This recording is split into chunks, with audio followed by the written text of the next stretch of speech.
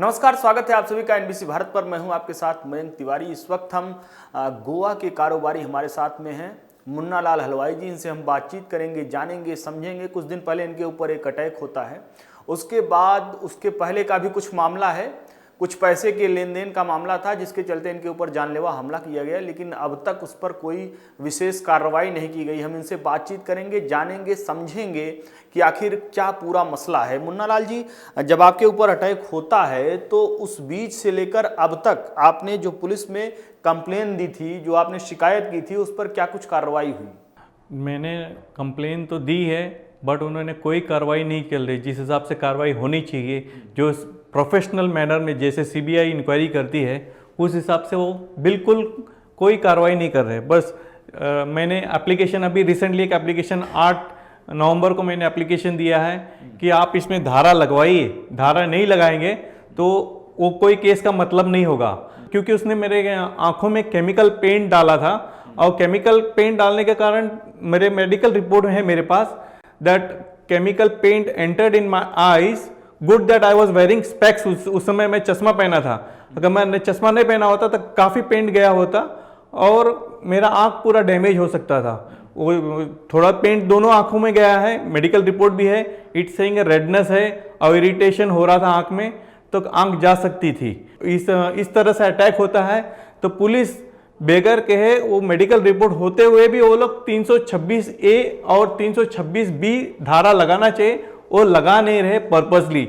और मैं ये भी चाहता हूँ कि इनकी मोबाइल लोकेशंस जैसे CDR SDR रिपोर्ट ये सब उनकी निकाली जाए, ताकि ये प्रोफेशनल मैनर में आपको कौन कौन इसमें इन्वॉल्व है वो सब आपको पता चल जाएगा। एक दूसरे ने दूसरे को कॉल किया, तीसरे ने तीसरे को कॉल किया, वो सब पता चल जाएगा। ये लोग कर नहीं रहे।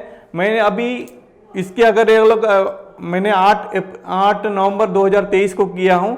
अगर ये फॉलोअप और 10 दिन में नहीं करते हैं तो मैं 154(3) में DYSP को अपील करूँगा, और वो भी नहीं करते हैं तो मैं 156(3) में कोर्ट में जाऊँगा। Based on that court will pass order. एक चीज़ और जानना चाहेंगे, जब जानलेवा हमला हुआ, जिस वक्त सब सारी चीज़ें हुई थी, इसके पहले भी आपने एक इंटरव्यू दिया था, उसमें आपने सब सारी चीज़ें ब्रीफ की थी।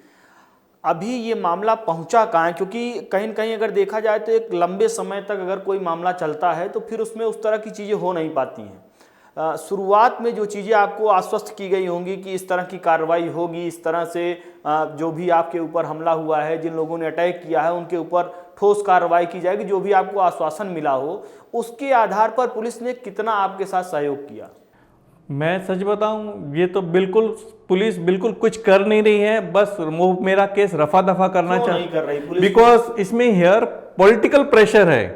पॉलिटिकल प्रेशर बिकॉज दिस ये सब जो आदमी है जो इन्वॉल्व है, ये लोग पॉलिटिकल प्रेशर लगा के वो इंक्वायरी ठीक से हो नहीं रही बिल्कुल। और ऐसे पॉलिटिकल प्रेशर रहेगा तो देश में क्रिमिनल्स बढ़ते जाएंगे और उनका कुछ होने वाला, उनके और भी क्राइम करते जाएंगे। मैं चाहता हूं कि पॉलिटिकल बिल्कुल ऐसे आदमी का सपोर्ट नहीं करना है। आज मेरे साथ हुआ, कल आपके साथ और किसी के साथ हो जाएगा इसी तरह। अटैक आपके ऊपर हुआ क्यों, ये अगर आपसे समझा जाए तो आप किस तरह से देखते हैं इस पूरे मामले को? क्योंकि कहीं न कहीं अगर कोई आपको नुकसान पहुंचाना चाहता है तो उसके पीछे की आखिर वजह क्या है? वो देखो, उसमें मैंने कहा चीटिंग किया गया है और चीटिंग होने को उन्होंने ये पैसे यूटिलाइज कर लिया है और वो और केसेस पेंडिंग है कोर्ट में। वो चाहते हैं कि मैं कोर्ट में परस्यू ना करूं। अगर परस्यू करेंगे, बिकॉज मेरे पास एविडेंस है, इलेक्ट्रॉनिक एविडेंस है वो, और बाकी है सपोर्टिंग डॉक्यूमेंट्स है वो। अगर मैं परस्यू करूंगा, APP को असिस्ट करूंगा, मेरा प्राइवेट लॉयर, तो वो केस ठीक एक प्रॉपर तरीके से चलेगा। वो चाहते हैं कि मैं फॉलोअप ना करके केस को अटेंड ना करूं, ताकि वो लोग मुझे अब रिसेंटली मैं जब कोर्ट में गया था तो एक सेम पर्सन दिस भूमिवारा वो कोर्ट के नीचे आके मेरे को अटैक करने की कोशिश में था।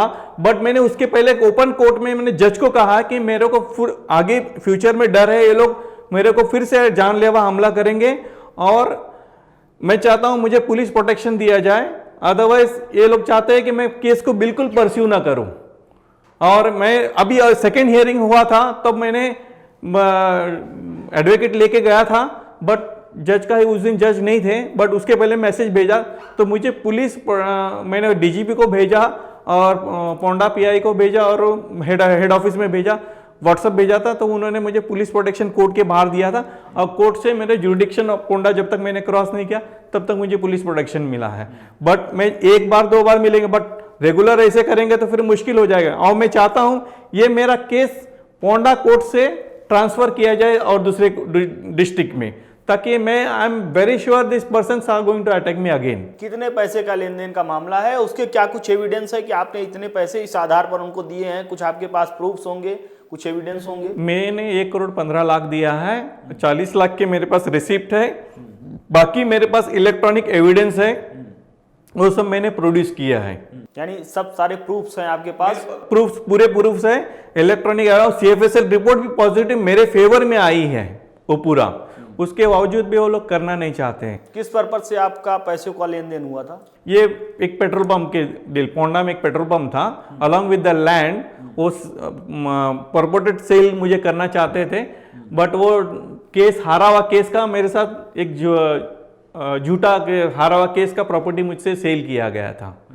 और बेस्ड ऑन दैट तो वो बाद में जब मेरे नाम पे जब ट्रांसफ़र कुछ नहीं हुआ, जब मेरे पता चला तो मैंने 3 साल के अंदर मुझे कंप्लेंट फाइल किया, और कंप्लेंट फाइल करके मैंने फिर परस्यू अपना एडवोकेट किया, और it was very tough for me to do all this things, but still I am ना one more thing, there was no lawyer in Goa to fight against that person, but I had to get it from supreme court lawyer Geeta Luthra को मुझे लेके जाना पड़ा उस case में fight करने के लिए। आखिरी सवाल आपसे जानना चाहेंगे कि इस पूरे मामले में जो अब तक हुआ है, आप किस आधार पर क्या कुछ चाहते हैं कोर्ट से कि किस तरह की चीज़ें आपके साथ हों? कहीं न कहीं एक मतलब जो भी चीज़ें होती हैं ट्रांसपेरेंसी हो, और साथ ही साथ में आपके साथ में भी वो चीज़ हो जिससे आपको भी आपका हक मिल सके, आपको न्याय मिल सके। तो उसके लिए आप लोग किस तरह से तैयारी कर रहे हैं, और क्या कुछ चीज़ें आप अपेक्षा लगा कर बैठते हैं कि कोर्ट से जो है हमें इस तरह की जो है चीज़ें मिलेंगी जिससे सब कुछ बेहतर हो सकेगा?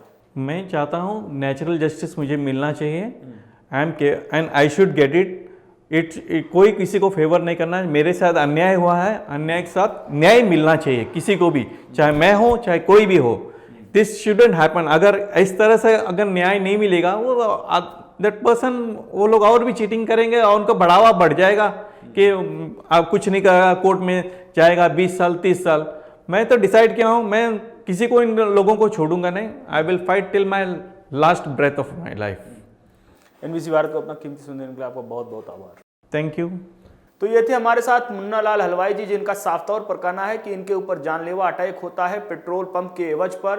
1,15,00,000 रुपए का ये मामला है, जिसके सारे प्रूफ, सारे एविडेंस इनके पास हैं। इसके बावजूद भी इनके साथ जस्टिस इनको मिल नहीं पा रहा है। इसके पीछे बहुत सारे ऐसी चीज़ें लगी हुई हैं जिसकी वजह से इनको जस्टिस नहीं मिल पा रहा है। कहीं न कहीं से अपोजिट साइड से पॉलिटिकल प्रेशर पड़ रहा है। जो भी चीज़ें हैं कहीं न कहीं निष्पक्ष होनी चाहिए। इसको लेकर NBC भारत पूरी तरह से इनके साथ तब तक रहेगा जब तक सब सारी चीज़ें क्लियर नहीं हो पाती हैं। हम कोर्ट से, सुप्रीम कोर्ट से, और साथ ही साथ में गोवा पुलिस प्रशासन से भी ये अपील करते हैं कि ऐसे लोग जो समाज को कहीं न कहीं चोट पहुंचा रहे हैं, उनके खिलाफ सख्त से सख्त कार्रवाई करें।